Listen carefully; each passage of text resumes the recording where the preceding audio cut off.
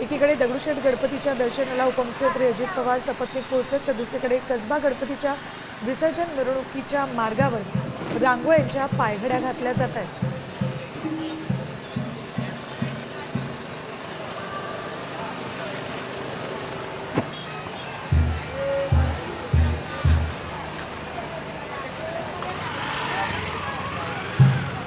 सगळ्याच महत्त्वाच्या मंडळांच्या ठिकाणी कार्यकर्त्यांकडून आता विसर्जनाच्या मिरवणुकीच्या तयारीची लगबग सुरू आहे। सगळ्या सोयी सुविधा योग्य रीतीनं आहेत की नाही त्याची चाचपणी केली जाते।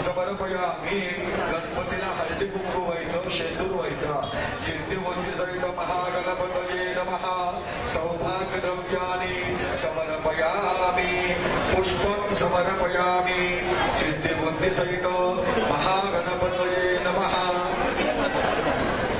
पुष्पं समर्पयामि दोन वेळेला तापनामध्ये पाणी सोडून द्यायचं। धूपं दीपं समर्पयामि पंचामृत नैवेद्यं समर्पयामि। पंचामृताभोवती पाणी फिरवून नैवेद्य दाखवायचा।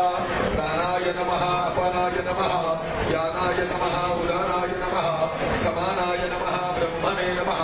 नैवेद्यं समर्पयामि अक्षताने ओम एकदंताय विद्महे। ही दोन दृश्य मुंबईच्या राजाची आणि दुसरीकडे पुण्यातली दगडूशेठ गणपतीची अजित पवार सपत्नीक इथे उपस्थित आहेत, पूजा करतात। आता isakal.com आहे देशातील नंबर 1 ची मराठी न्यूज वेबसाईट। प्रत्येक अपडेटसाठी isakal.com ला नक्की भेट द्या।